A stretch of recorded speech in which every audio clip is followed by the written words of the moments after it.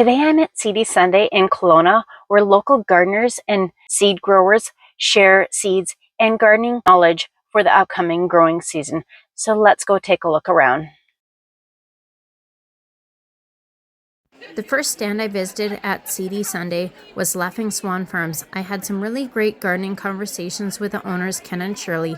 They're located on the South Thompson River, east of Kamloops, BC, and have an online seed store where they ship across Canada. I love that they're a small family-run operation that focuses on naturally grown seeds with no chemicals. They encourage no seed waste, offering fresher seeds in smaller quantities, and they even suggest sowing fewer seeds to reduce or eliminate thinning. It was so nice chatting with them and learning more about their approach to growing and saving seeds. If you want to order, you can contact them directly via email. It's a great way to support a small sustainable seed company. Anyone else love ordering seeds from small family-run farms? One of the really interesting displays I came across at Seedy Sunday was this hydroponic tower garden. I first noticed the table with information about Juice Plus and the tower garden system, and right beside it was this huge vertical garden filled with really healthy plants. The tower is actually taller than I am.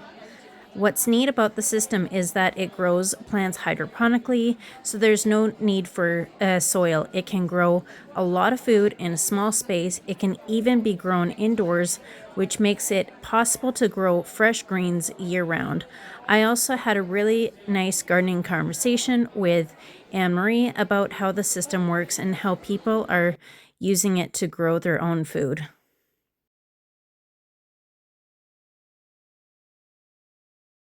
The next table I stopped at featured the Okanagan Floral Art Club and the Kelowna Garden Club.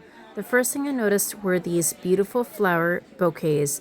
I especially loved the fresh scent of the lilies. You could smell them as soon as you walked up. The Kelowna Garden Club has been around since 1924 and focuses on sharing knowledge and encouraging people to grow and enjoy plants and flowers of all kinds. They host meetings with guest speakers, workshops, garden tours, and flower shows throughout the year. It was really nice chatting with the ladies at the table and seeing all the lovely arrangements they had created. If you're in the Okanagan area, I'll include their website and upcoming events in the description.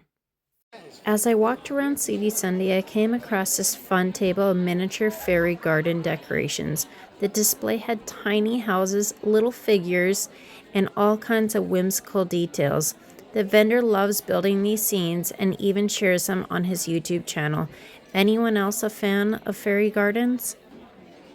The next table I visited was the Box of Life, a worm composting station. I loved how enthusiastic the lady was. Her passion for worm composting made it really fun to watch and learn. She showed me how the worms work and even how quickly they can decompose something like a strawberry. It was fascinating seeing it all in action and even hearing her explain the process. Do you mind lifting up that? Yeah. Do you want me to get my hand in there and find some worms? Yeah.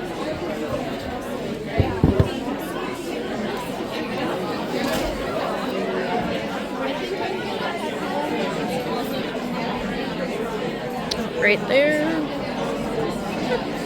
It's so cute. If I can find a cocoon for you as we're digging, that would be so cool. Oh, there is one. Whole bunch of them. Yeah.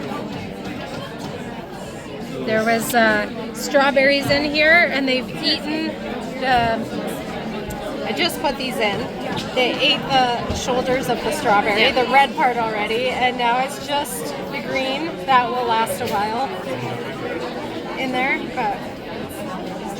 So if you can believe it, 2 to 3 baby worms hatch out of that single cocoon. That's amazing. Yeah. They're really, really amazing. Yeah, that's the word. Worm composting is such a simple way to turn food scraps into healthy soil. Has anyone else tried it at home? I was excited to stop by the Okanagan Xeriscape Association table. They only had a small succulent on display, but the stand was full of brochures and photos about creating beautiful low-water landscapes. For anyone wanting to start their own xeriscape garden, they have a great database of water-wise plants on their website. Has anyone else tried xeriscape gardening at home? I was really happy to stop by the Okanagan Similkameen Stewardship table. They work with local landowners and the community to conserve wildlife habitat and restore important natural areas. One thing that stood out to me was their focus on pollinators. With populations declining due to habitat loss, pesticides, and climate change, it's a big issue, especially since 1/3 of our food comes from insect-pollinated plants. They share tips on how we can help, like planting pollinator-friendly plants in our gardens. I love supporting groups like this. Anyone else trying to help pollinators at home? I stopped by the Braden Hill Orchard and Farm stand at Seedy Sunday. They were showcasing open pollinated seeds from their 5-acre Summerland farm, like the sugar magnolia snap peas I picked up. They sell seeds locally and you can find them at the Penticton Farmers Market or contact them through their website. The next station I checked out was the Master Gardeners of BC. Their Okanagan chapter had a table where people could ask questions and get advice directly from Master Gardeners. They also had a seed swap table. I had a fun conversation with one of the Master Gardeners about hollyhocks. They shared some great tips. It's always nice to see groups helping gardeners with sustainable practices. The next table I visited was the pollinator garden by the Rotary. This display showed the importance of pollinator habitat and effort to protect it on public and private lands. They had a fun game called Do You Know Your Pollinator Plants, where I had to match plant names to pictures. I got most of them right, but had to guess on a few. I love seeing projects like this that help increase pollinator habitat and teach people why pollinators are so important for our gardens. The next table I visited was Sunshine Farms from Kelowna, one of my favorite seed companies. They had a huge selection of seeds, including many rare varieties, and I loved seeing all the creative seed packages they make themselves. I got to chat with the owner and founder and hear a really cool story about how Sunshine Farms started. I've been getting their seeds for 6 years now, and they've always had amazing germination. I really love that it's a family-run organic farm that focuses on sustainable agriculture, preserving regional seed varieties, and building community. It's inspiring to see how much care they put into their seeds and the farm.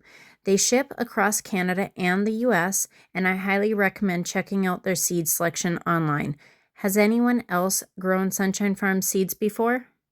If you're in the Okanagan, Sunshine Farms is having a certified organic plant and seed sale at their farm on May 8th and 9th. Definitely worth checking out.